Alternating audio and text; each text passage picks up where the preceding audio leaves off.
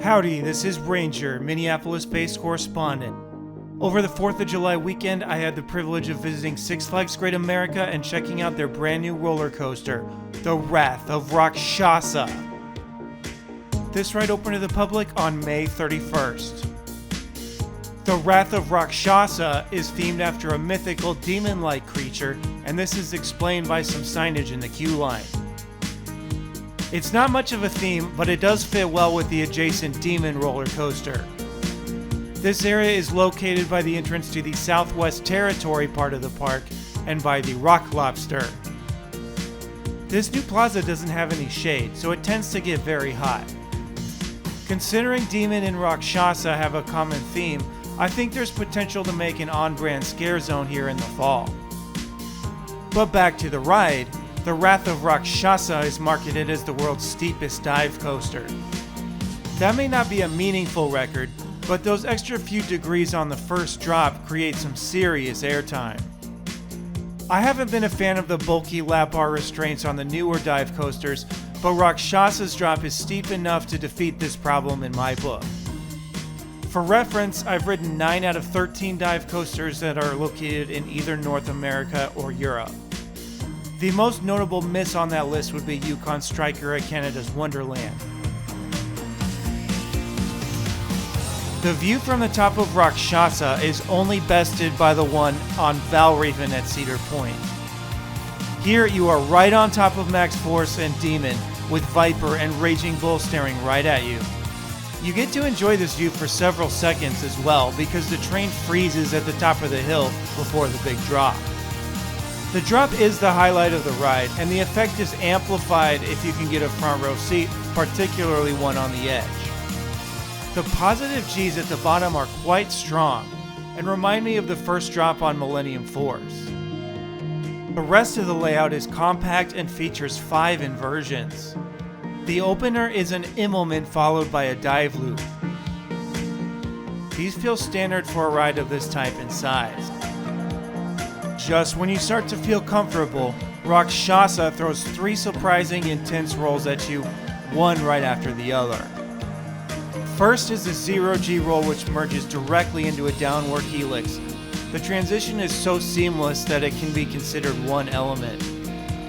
You never stop spinning after exiting the roll, and the result is lateral Gs that are stronger than any other dive coaster.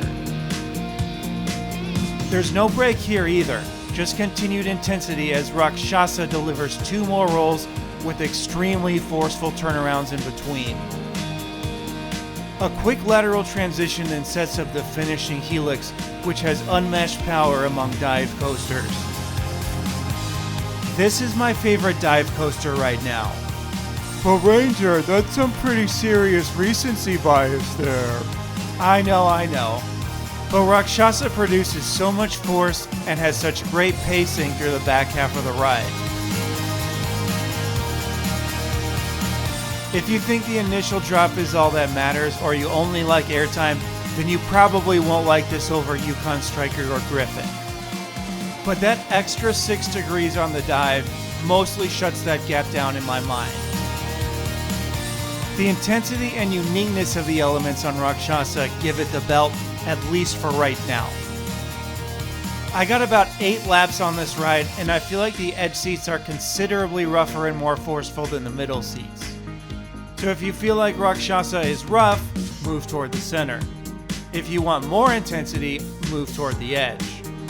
As of right now, all seats are assigned, but if you are a single rider, you are more likely to end up in the front row.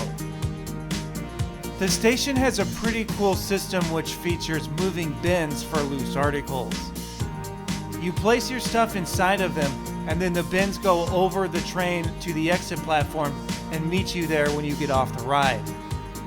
There are cup holders on the far side of the station, so I would use these instead of the bins for your souvenir cups. As of publishing time, Flash Pass is only available with purchase of the Ultimate Flash Pass, and you will only get 1 use.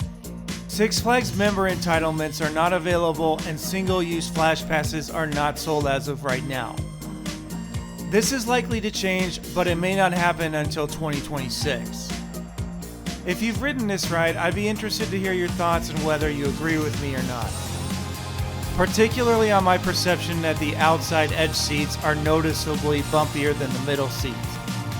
I'm writing this review having been spoiler-free about the ride, so my opinions are unaffected by anything else that's been posted.